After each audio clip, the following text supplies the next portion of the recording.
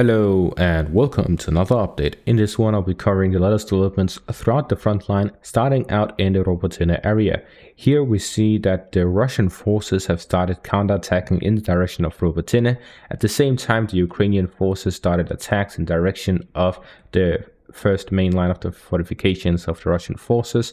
They are attacking in two directions, south to the east of Robotyne and east to the east of Robotyne, both in the direction of Russia's main line of defense. And meantime, the Russian forces are trying to re-attack in the direction of Robotyne. They currently do not have any significant hold on the area. However, they do compete for the village itself. The Russian forces still have control over most of the trenches here to the south, and they are fighting over the control over the trenches to the west. However, this is very interesting because the fortifications here, forget about how the map looks like right now, I'll fix it later, but essentially the Russian forces have control over the fortifications here. And if we take a look at this Finnish map that has mapped out all of the fortifications in much more detail than I have, we can take a look at the Robotyne area, and as we see, the Russian forces have full control over it, and we can see that the fortifications are very intricate. We see them ahead of the forest line, so they can hold some of their units behind the forest line while the frontline units are ahead of it in the trenches. We also have trenches here to the west of that location, and these are multi-layered with forward positions and all of these things that makes it very heavy. And then there's some fortifications here to the east of that. So in the general area here to the south, there's heavy fortifications, and this prevents the Ukrainians from fully holding on to southern Robotyne, as the Russian forces are able to directly fire upon them if they ever get close enough. This is how we're seeing the Russian forces launch anti-tank guided missiles here from the fortifications towards Robotyne, within Robotyne, on top of a clear sighting for artillery so that the artillery can hit accurately. So the Ukrainians do not have control over the southern parts, and now the Russian forces have actually started counterattacking in this direction, trying to regain access to the village.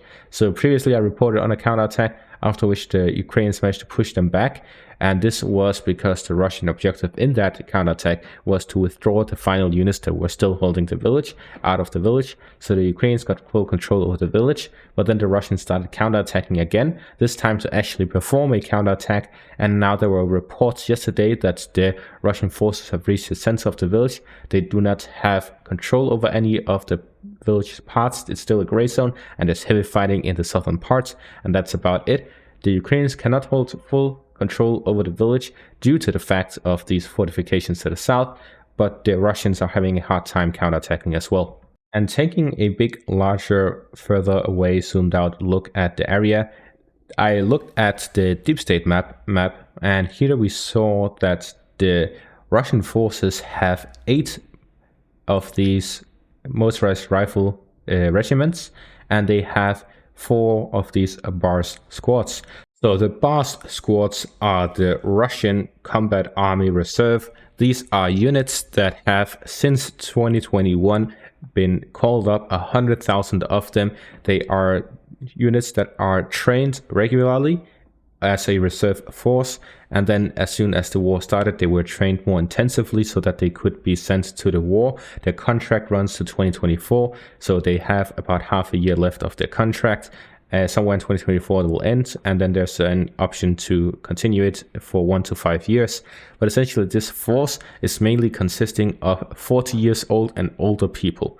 So the 4 squads, each of them have about 5,000 soldiers, so 20,000 of the soldiers here, and the 8 motorized rifle regiments consist of a total of 20,000. So half of the 40,000 soldiers defending Robotyne is, as you see here in the picture, these are the guys, 40-year-old, hardly informed soldiers defending. So these Russian soldiers are the ones who are the bulk of the defenses in the Robotyne direction, and as the defenses at the first front line of defense. So we see at the defensive positions, the whole area between Verbove here to the north and down to the Robotyne Kompany area. This whole area consists of these BARS units and motorized rifle regiments. These motorized rifle regiments consist of as we see here, this is 8 regiments, 20 to 28,000 soldiers. I'm taking the low end because they've been in combat, so there's some attrition here. So essentially 20,000 soldiers, 240 tanks, 720 infantry fighting vehicles and armored personnel carriers, 144 artillery pieces and 96 air defense systems. So they are armed to the teeth, that's for sure, although it is less mechanized than normal mechanized units in the Russian army, but these are still heavily armed and they have these fortifications to support them. This indicates that the Russian forces definitely have a strong force here in this direction, even though they are outnumbered by the Ukrainian forces. So the Russian objective with this counteroffensive is not to recapture Robotyne, but to delay or completely stop Ukraine's main push.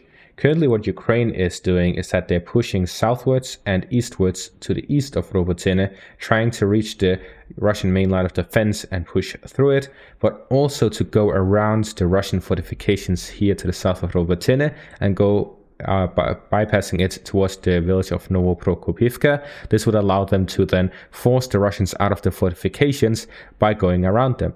So what we see in the fortifications map, the Ukrainian forces have essentially full control over all of the fortifications to the west and north of Russia's first main line of defense. This means that the Russian positions and fortifications to the south of Robotyne and to the west of Robotyne is the main defensive line ahead of the first main defensive line. So this means that with the Ukrainians going southwards and eastwards, this is the least amount of fortifications they have to go through. By going around, they avoid this main line of defense north of Novoprokopivka, and they will allow them to then force the Russians to withdraw from these positions because they'll be cut off from their supplies.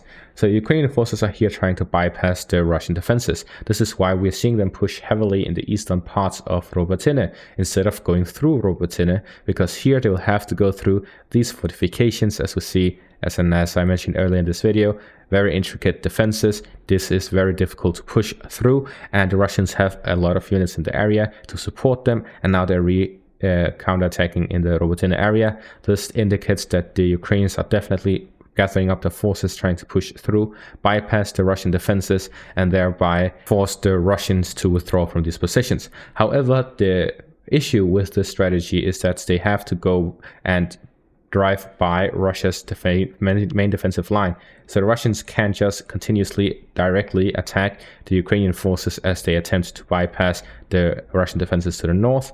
So they would either have to directly attack the main line of defense and make the Russian forces concentrate their forces in the north to then push down south, or they will just have to go directly towards the main defensive line and push through in this direction rather than going through the main road.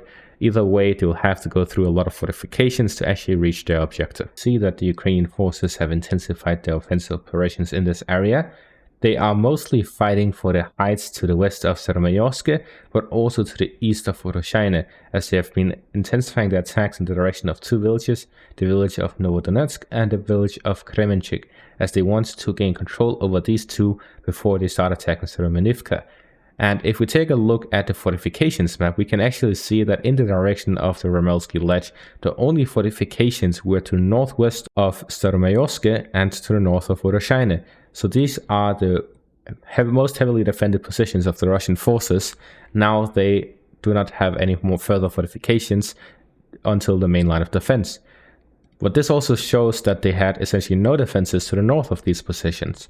So the Ukrainian forces have had the most success in this area, but it's also the least fortified area of the Russian forces in the front. So the Ukrainians had less units in this area, more success, but the Russians also had less units and less fortifications, which is why the Ukrainians had more success in the area. But after they hit the first fortifications, they had a long time to fight through it, but as soon as they captured the fortifications, the Russians were pushed back, and now the main fighting will take place by the main line of defense as soon as the Ukrainian forces attack in the direction of Kremenchuk and Donetsk. If they manage to capture them, they will focus on Seremenivka down south in the direction of the main line of defense. So the Russian forces are here threatened with the fact that the Ukrainians will now be pushing towards Kremenchuk, Novodonetsk. They have gone through most of the minefields ahead of the first line of defense, so the Ukrainian forces will have an easier time now However, the issue for the Ukrainian forces is that they have received a lot of attrition through the fighting that they've gone through, which would make it more difficult. But since they've gone through most of the defenses, it evens out with the attrition, so it will be some sort of same pace as it has been due to the attrition. We then quickly move through the Bakhmut area, where the Ukrainian forces continue their attacks south of Klishchiivka in the direction of Andriivka, and we also see the Russian forces continue small and minor excursions across the front line here by the Kharkiv region as they try to attack in the direction of Selmahivka, Kodlyarivka, Kislivka, Sinkivka, and Petropavlivka. And that is all for this update. Thank you all for watching and have a great day.